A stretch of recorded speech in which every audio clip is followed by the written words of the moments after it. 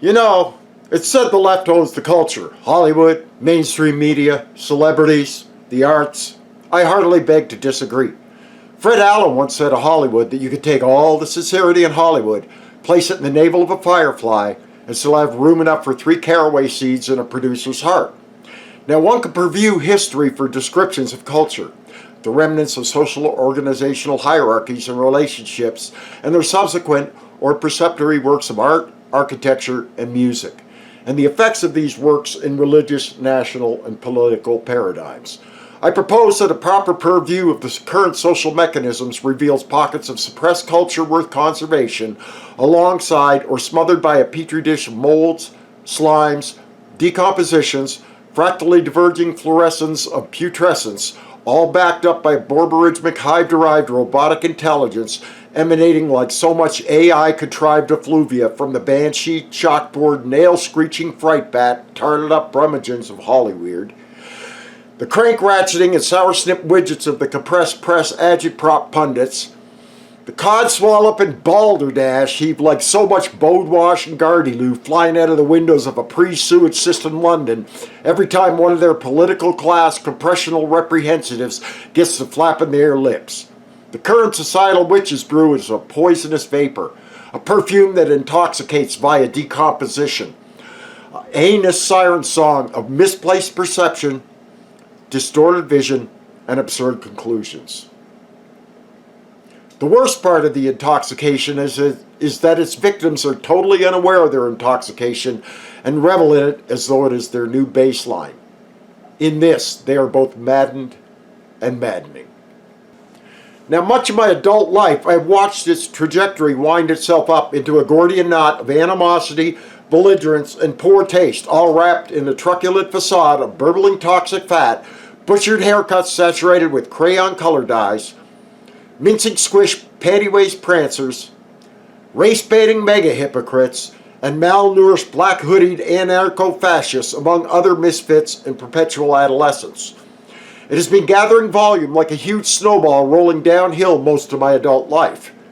It looked ready to roll right down and over Main Street, USA, with only an occasional counterinsurgency arising organically amongst the people.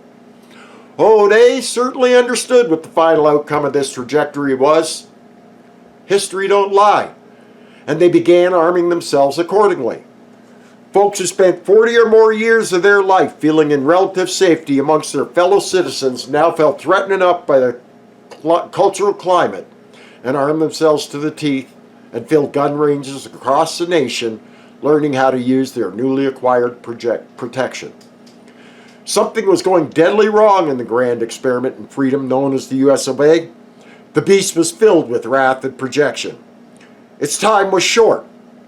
The God-loving people of the nation got on their knees and prayed for their country, their posterity, and their future. Many were the families whose members had sacrificed everything held dear and lost life and limb and comfortable sanity in defense of the nation and her values. Their two-party system was failing them as it had become one party, the demagogic party of the redundancy, playing the people with their Hegelian dialectic political gambits. The remnant of the Republic tried fighting back and began producing their own media and garnered some successes, but the yin bitches had waxed powerful and were able to place their jackboots on the necks of these writers' platforms and censor them. They were in a hot culture war. The Republic needed a champion of the peoples. Now this enemy and its army of hypnotized droogs was legion, biblically. To defeat it, you needed to understand it and its inherent weaknesses. This champion needed to be smarter than they are and rub it in their face to enrage them. This champion needed to be richer than they are to mock their political bought and sold power base to discombobulate them. This champion needed to be more successful than them and be braggadocio about it to disempower their elitist mindset and infuriate and marginalize them. These qualities were all about deconstructing the master cortex of the beast and decimating its more visible characteristics. But this champion needed other qualities to ensure resounding victory. A psychopath does not understand humor and gets ego-enraged when mocked or made fun of. This sounds like a perfect vector to attack. This champion needed to be relentlessly funny and take none of the beast's gambit seriously, relying on its lack of a sense of humor to unveil itself as a mere construct. They needed to take every attempt at diversion into a blind, dead-end alley and to turn it back onto them, smack them upside the head with the plain-spoken common-sense truth, and leave them befuddled as the audience laughed and guffawed in delight at the brilliant satirical takedowns. The beast badly needed to be trolled hard to demoralize it, confuse it, and set it on its ear, reminding its minions daily just how truly and pathetically inadequate they really are. Their sacred shibboleths needed to be gutted and their insufferable media shakedown artist tactics laid bare. The champion needed to be a fighter with wit and strong character, with an understanding of the people they fought for to be able to unite them into a cohesive counterforce, a counterculture, a penicillin in the petri dish of PC cultures. The champion needed the respect of the captains of industry and to respect the common people of Main Street, USA, and share the people's immutable values of freedom, liberty, and true justice, not this bogus social justice crap. Now, God does not choose perfect men. He chooses men perfect for the job. He does not choose qualified men. He qualifies them for the job. This qualified man, the people's champion, arrived perfect for the tasks ahead. He was fully qualified. A fighting alpha male, a deal maker forged in the cutthroat crucible of New York City high-end real estate. He came down an escalator continuing the pomp and ceremony of the wrestling gambit, corporate haircut, and plowed through 17 contenders from one half of the demagogic party of redundancy, and proceeded to defeat the anointed Queen Jezebel of the other half of the Uniparty to win the presidency and crush the media pundits decrying his candidacy in the process. Whether they knew it or not, the people's prayers had been answered. The trumping of the enemies of the Republic was now in play. The culture war went fully hot as the enemy regrouped and attempted to counterattack. They were apoplectic with rage. There were trillions of dollars and megatons of power at stake. A stark choice between collectivist global slavery and freedom of the individual within a free and sovereign state unaffected by the decrees and diktats of cabal-appointed satanic bureaucrats was made perfectly clear to those with eyes to see and ears to hear. It was Main Street versus Wall Street, cowboys versus commies, sovereign versus collectivists, red pill versus blue pill. The collectivist plan had hit a brick wall constructed by the most famous builder of our age and backed organically by a ragtag banding together of deplorables, autists, clingers, and believers, creating an historical MAGA movement whose effects will be felt in the coming decades and centuries as a turning point in culture and direction of humanity as a whole. Using the compact and efficient ammo of ridicule, satire, and sharp-biting wit, they unleashed volleys of truths, devised as humorous memes, set up and takedown lines tagged onto an appropriately amplifying image to inflict major psychological damage on the collectivists. There was purer fun to be had at the enemy's expense. This wasn't your granddad's politics anymore. The counterculture that had arisen in response to the inflicted misery had gotten its feet under them and were in a fortified position. Regular folks who had never paid much mind to politics and political agendas were lured into the conflict by the sheer bombasticity and potential for conflagration, like highway rubberneckers wondering what the state trooper pulled that car over for. They weighed the merits and deficiencies of the arguments and watched the behaviors exhibited. They began reading all the comments to news articles and videos, and it was quite obvious which side was having fun and could back up their assertions with facts and statistics, and which was a caterwauling mess of projection, ad hominem, and screeching personal attacks. They chose sides accordingly. Now, who am I? I'm a fine artist by profession and inherent nature. I grew up steeped in books about Renaissance, Baroque, Rococo, and Enlightenment periods of Western art history, and the forces both religiously, scientifically, and politically that drove or was driven by the works of artists referred to collectively as the masters.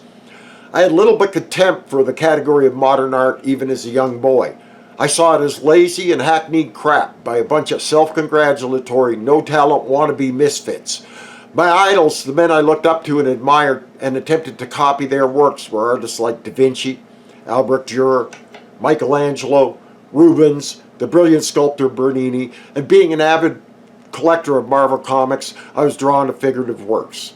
It was odd to me that these modern artists could scribble, puke, trot, splatter, and with little control deface a beautiful blank canvas, conveying nothing of value, nor beauty and wonder, content, explicit nor implicit form nor function, blither like idiots about the profundity of their minimal effort, and scores of self-described expert idiot critics would issue forth decrees of certainty that this visual drivel was a work of eminent genius.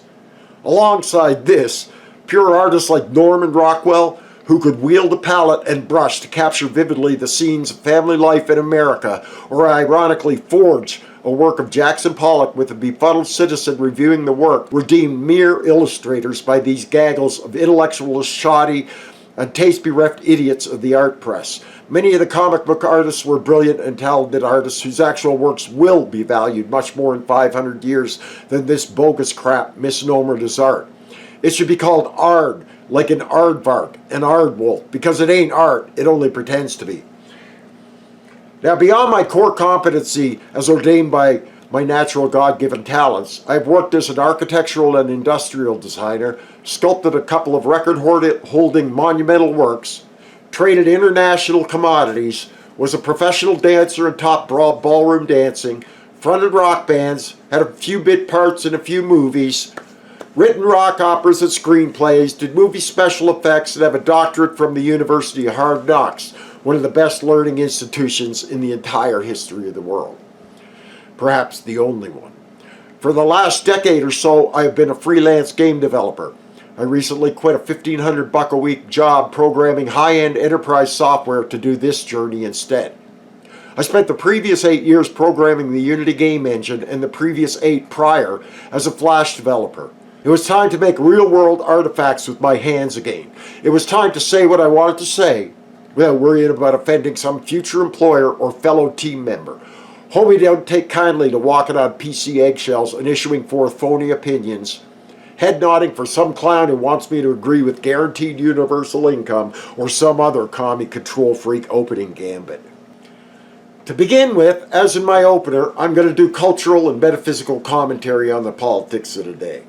It is just so ripe a territory to milk for satire, wit, and parody that it's too juicy to pass up. I will not be self-censoring, as I could give a good snark-fiddled damn whether any culturally sensitive workplace hires me ever again, or my politics rankle some reprobate's nerves. I was always counterculture, never a herd member, don't join clubs that would have me as a member, and have went 180 degrees in the other direction anytime fame was presented to me as a possible path, and enjoy solitude for the most part. Part of my aversion to fame came from my being in Hollywood in the late 70s, and being inside celebrity culture and seeing its debasement and dehumanization of the kids on the street and each other. I would see their visages peering at me from celebrity magazine covers every time I bought groceries. I mean, who the hell wants to be at a party with these people, their effed up gossip-driven lives, pompous opinions, stretched plastic surgery monster masks accentuating their barely constrained expressions of contempt, like some pre-demised demonic death mask? I sure as hell don't. Now, I remember being flown to Las Vegas to meet the Floyd Mayweather team to build a fight game for them in late summer 2015. I was walking around and seeing the Trump Tower off in the distance and thinking vaguely about him was like, screw him. I got back home, decided that I did not like the folks I would be around, and dropped the fight game project after building the engine for it. Now, my brief forays into political paradigms were in 2008 and 2012 for Ron Paul. I was considered a master troll killer and counter-strategist, so I set up shop on the Ron Paul forums as Revolution 9. I gained the honorary title of Grassroots Whip for my commensurate abilities in this arena and entertainment value of troll takedowns engineered with the multisyllabic woo-woo gun, delivered in the style of Yosemite Sam, with the panache of Foghorn Leghorn.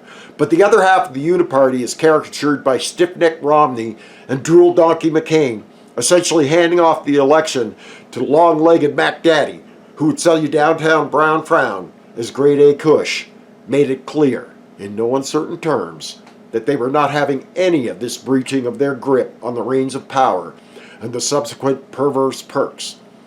So I'm back from Las Vegas. I remember the glance at the Trump building and then see he is running for president, and there was a rally that night on YouTube. Cool. So I'm going to go troll the trollers and relive the glory days of the Ron Paul times. The Trump guy has to be a clown. So I tuned into the Right Side broadcast and I'm floored. I mean, like, holy crap, this guy's got balls. Huge cojones. And he's fighting.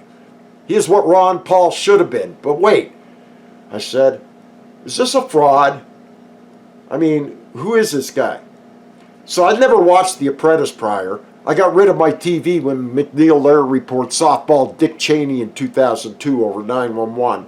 Got furious and yanked the idiot box plug from the wall and tossed it in the dumpster. So I spent the next few days watching The Apprentice episodes and clips on YouTube. What I saw was a guy who knew how to read people inside out and outside in, and an excellent judge of character. I liked the way he could pit personalities against each other to wring the best out of their performance.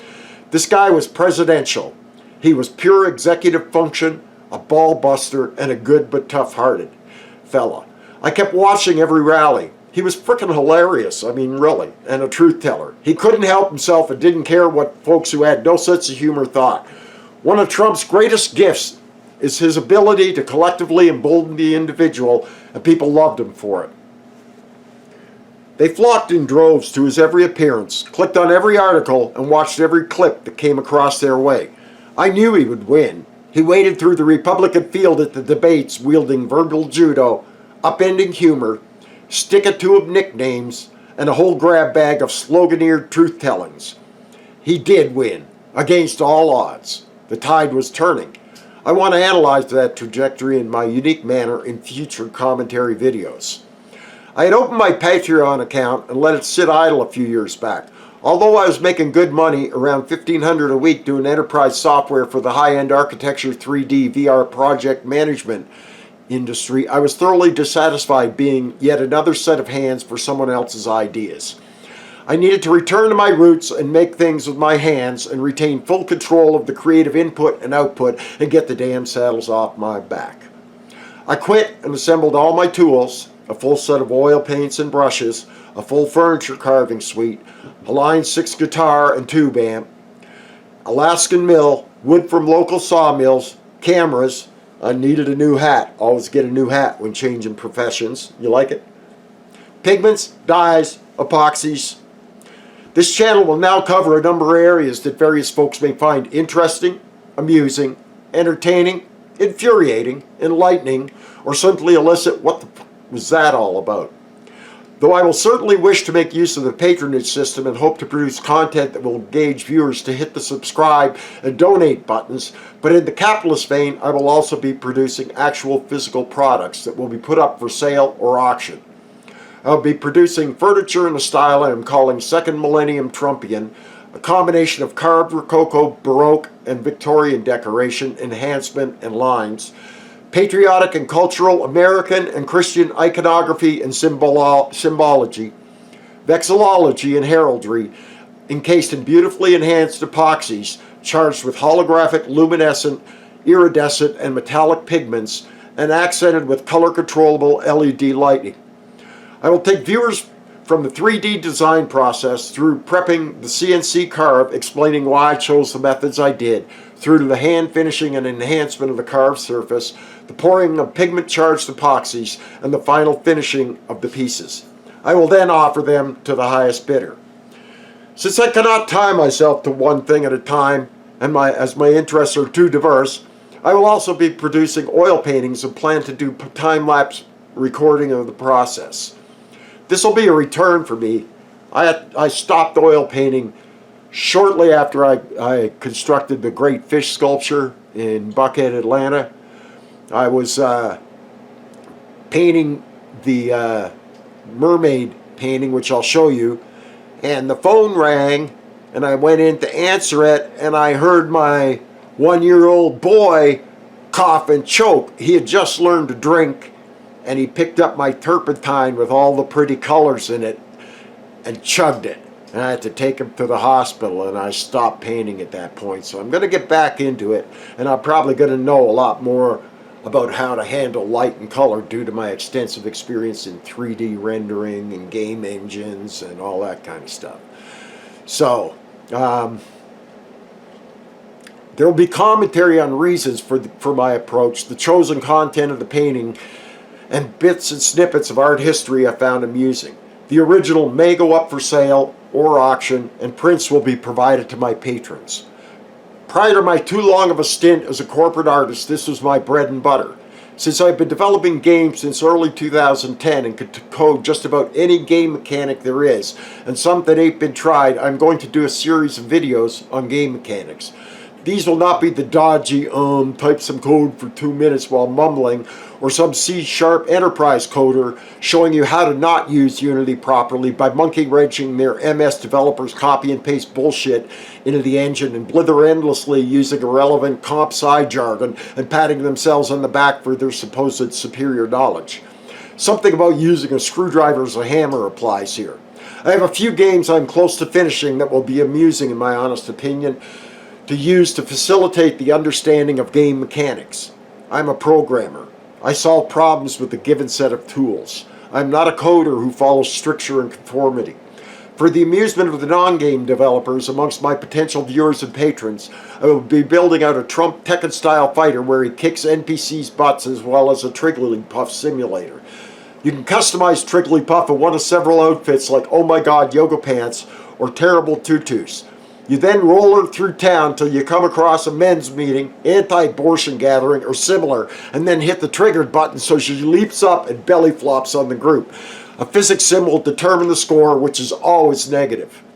To power up, you have to find a chocolate shop, or a hot dog stand, or a candy store, or something like that. I think it's going to be hilarious. It's going to troll the hell out of the left. I also intend to tackle a number of metaphysically oriented topics, from the phonetic key to language and its relation to subatomic dynamics, the quadrivium and why such knowledge should be relevant curriculum in schools, and perhaps why such things are not taught that used to be the foundation of an advanced education. What I intend to show in my phonetics key postings will be how to recognize what the true and actual meaning of a word is, discovering relationships between words or letter combinations that allow further defining of the function and force dynamic of the word. Once the key is understood, you can be locked in solitary confinement and unravel the mysteries of the universe's dynamics, forms, and functions, and map out the relationships between things by simply running words of any language through the key and tease out its true meaning, or as a better descriptor, its underlying dynamic. And unlike the voluminous tomes that try to unravel the mystery of language and classify, dissect, and atomize language to utter confusion, this is a relatively simple system of understanding. After all, if a 2-year-old can understand how to use the word to communicate it, it cannot be such a heavy-handed intellectual monstrosity to penetrate. It should be kind of built into us.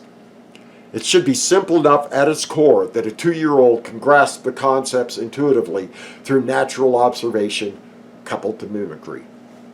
I also have a major musical project, a rock opera that was ready for a world tour until 9/11, and it got canceled due to events in it, which was originally copyrighted in 1988 as A House of Cards, and its cancellation was due to it being too close to what had just occurred on 9/11 as far as specific events within it. So, it's kind of a pre-911 rock opera for a post-911 Trumpian era based on the major arcana of the tarot, the trump cards, pitting the false emperor and his mercenary buffoons of the elements and their minions, the capstone cops and the compressed press, against the cosmic clown patriots who defeat the satanic cabal of the United Snakes of Archetypicon and their quest to establish an era of total compliance, to wrest back their culture and constitution from the usurpers using truth bomb rhetoric, humor, Saturday night wrestling shtick, slapstick comedy, and natural law. I think it could be a powerful countercultural launch platform to inoculate the petri dish of culture and deep six the current miasma from the current crop of NPC globalist, communist, satanic, screechbats, drozepits, wingnuts, nasty women, vituperatively vindictive, cringingly unfunny, self-described comedians, and squishy panty-waisted patty cakers pretending to be men. Since A House of Cards was recently appropriated as a title for the perv Kevin Spacey's Netflix series, which I found ultimately boring with its bullshit Machiavellian plot trajectories, I've renamed it The Trump Cards. I want to crowdsource the musical, comedic, and acrobatic talent from all those people out there that are going to subscribe or tune in, and all their friends and people that they know, and get booking agents, public relations people, and initial funding. I will get into this more in future postings that will fall under the various categoricals that I've delineated I will be covering. Now, I'm going to get into a bit of my process of walking away and why I'm walking back. I'm coming out from underneath my rock after hibernating up here in the mountains for like about 6 or 7 years, and I'm going to join the world again. So, hello, kiddies. And since my inherent nature was as an artist, scientist, musician, I am naturally gravitated to a classical liberal stance on issues. I figured as long as I or someone else is not hurting anybody, then they should be bloody well left alone to live their life and suffer their consequences or rewards as the good Lord saw fit. I didn't pay much mind to politics, as it was the same old, and it was well beyond my individual power to effect any kind of change at that level.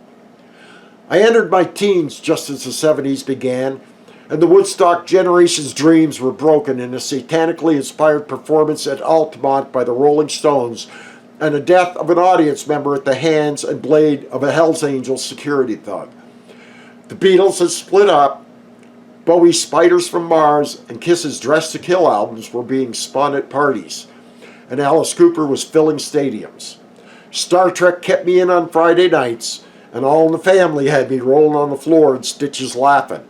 Rock and roll was good. You were a winner. Screw the man. My babe's the hottest. My car's the fastest. I'm having fun. Sly and the Family Stone, Earth, Wind and Fire, the fabulous catchy tunes of the Motown artists, Parliament Funkadelic, James Brown, these were the cultural representatives of black music of the day. Through the first part of the 80s, the hard rock and subject matter of such led into the initial metal musical movement, which was highly political in content.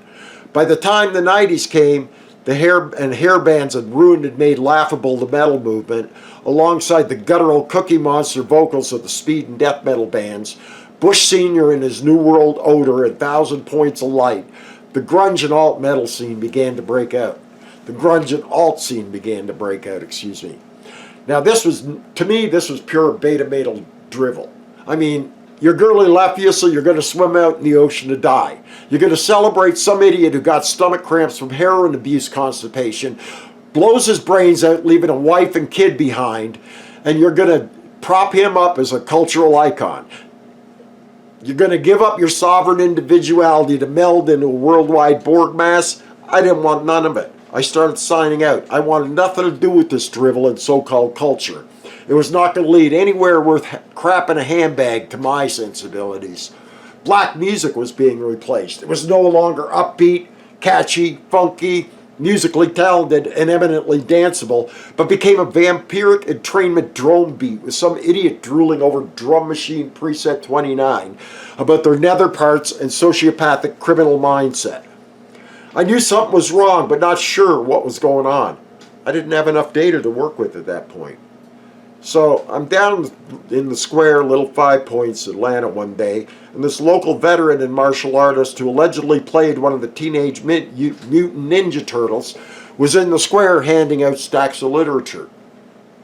Photocopied pages of this data on the Constitution, the hidden but ratified original and then overwritten 13th Amendment not allowing foreign agents of the Crown as members of the bar, i.e. lawyers, into the political process, and an historic outline of the Illuminati and the present New World Order. It was a stack about 2 inches tall, and for 3 days straight I binge-read the entire stack, rereading some sections several times to digest the data. Okay, I could now see the basic outlines of the whole shtick and got a grip on what was really happening under the hood. I wanted to go back and smack my younger self in the head for not paying attention to politics except peripherally. I now understood that politics affected culture and vice versa. I was familiar with many of the factions through my travels and education at Hard Knocks U, and I'll get into the specifics of some of those face-to-faces in my future posts. For now, fast forward to today. Once I educated myself on what the left wing was really all about and not the party of JFK like I had assumed in my younger days, I understood from where this cultural miasma was generated, why the general misery was inflicted on the common man, and what the hell happened to the black culture I admired as a youth, how the gambits were set in motion, who the perps were, and what the end goal was. An age of total compliance was not a pretty picture and something I do not wish to bequeath to my grandchildren. Since this was a culture war and I was armed appropriately, I needed to enter the fray with my unique perspective and experience and talents and help out in handing the left their ass on a platter and get them to realize that this shit ain't cutting it, pal. You're making yourself miserable and attempting to inflict your misery on the entire populace, and this is not the gambit to use in riding your mortal coil to its penultimate end. Do you really want to relive that crap in a flash when the coffin lid slams shut on you? I sure as hell wouldn't. I want to go to my grave with a clear conscience and playing along with these silly and destructively foolish gambits while monkey chattering their inept scriptings and NPC chants. Ain't no homie's book of how to live a decent life. It is reminiscent of a spoiled toddler throwing their soiled pampers at the wall, all charged up on some AI repetitive recording gambit running through their head. Coupled to playing the victim gambit is this insidious and tritely transparent gambit most high schoolers would be familiar with, as used by the smarmy mean girl contingent and the current MSM, where they rile up some poor bastard to beat up some other dude for some perceived slight or insult and then feign bloody innocence when nailed as the source of the pugilistic confrontation. The denial is a load of prevaricating hogwash, and the cultural stink arising out of this miserable mindset is so horrible it would knock a buzzard off a gut wagon. It is dangerous and a coward's game. It ain't brave. It is shit disturbing by jealous bitches intent on inflicting misery and violence by proxy.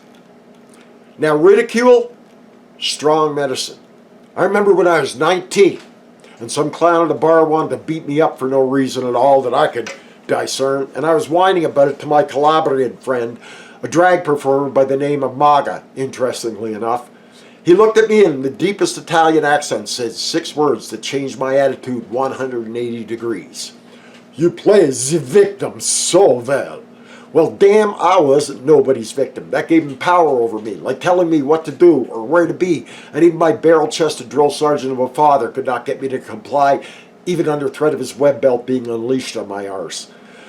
Now, if you play at being a victim, you will become one and be devoured. But the gambit is, you will not be devoured by that which has been designated as your enemy. You will be devoured by those who empowered your victimhood. It is a devil's gambit, and you lose just by entering the game. The hallmark of this devil's gambit is that it requires you to entertain 2 opposing viewpoints logically at odds that, if examined logically, would cause cognitive dissonance. Accepting both premises simultaneously leads to a break in the primal understanding of stark reality at a base level. Once that happens, they got you by the short and curlies and immerse you further in their satanic illusions and drown your individuality in a reptilian Borg mindset of agitprop rhetoric, puppeteered sloganeering, and you become a vector for the cultural disease of ponerology, wherein evil actors within a societal construct infect the entire populace with their evil, and normal folk commit heinous acts caught up in the fever, with the consequences of following collectivist, hive-mind, victimhood-inspired cultists causing the deaths of over 200 million people in the 20th century. Stop playing the victim before you and everybody you love becomes a real victim. There are but 2 emotional dynamics, love and fear is the father of all the negative emotions. Don't feed the devil. There are 2 factions that align politically with these 2 fundamental dynamics. Those who simply want to be left the hell alone, and those who won't leave you the hell alone.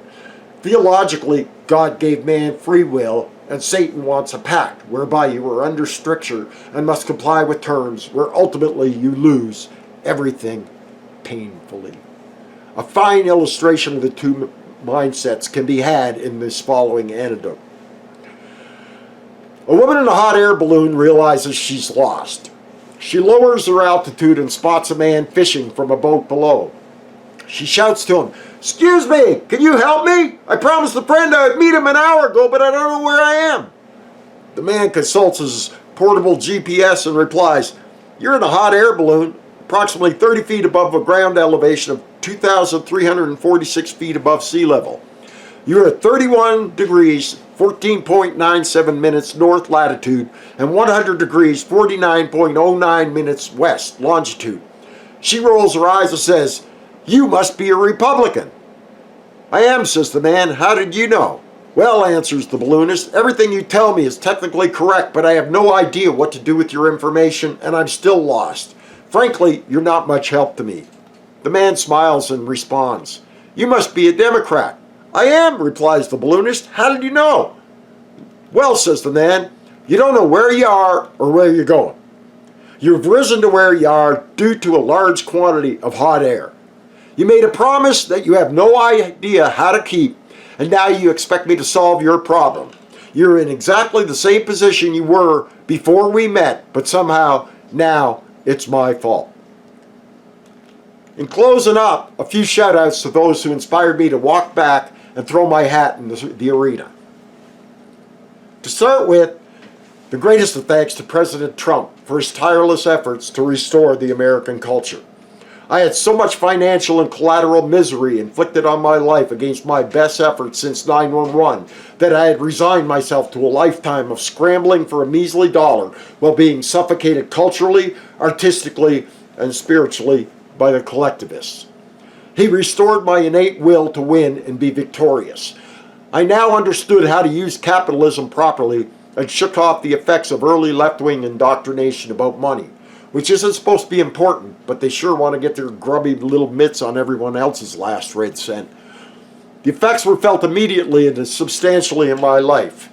A shout out to Paul Joseph Watson, Stefan Molyneux, Dave Rubin, Mark Dice, Scott Adams, Joe Dan Gorman's brilliant intellectual frog legs, and the dozens of up-and-coming new media folks who have entertained and informed me for countless hours and shown the viability of establishing unique and individualized format and branding that is killing the old media. Time to pile on and finish the job of making them irrelevant while simultaneously discombobulating their reptilian limbic system AI NPC narratives, disassembling their Borg assimilation gambits, short-circuiting the beast's master cortex as exemplified by the prevaricating priests and Jezebels of the fake news media, and replacing their false cultural miasma with a real human-oriented and uplifting culture with values worth conserving, the core of conservatism. One last bit of humor before I pass. I stopped by the Ford dealership yesterday for a look at the new 2019 F-150 aluminum pickup. Just for fun, I took it out for a test drive. I wanted to sense that new truck feel before they became old.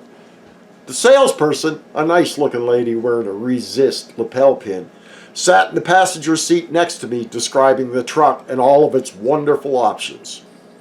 The seats were of particular interest. She explained that the seats directed warm air to your butt in the winter and directed cool air to your butt in the summer. Feeling like messing with her, I mentioned that this must be a conservative truck. Looking a bit perplexed and angry, she asked why I thought it was a conservative truck. I explained, if it were a liberal truck, the seats would just blow smoke up your ass year-round. I had to walk back to the dealership, but it was worth it.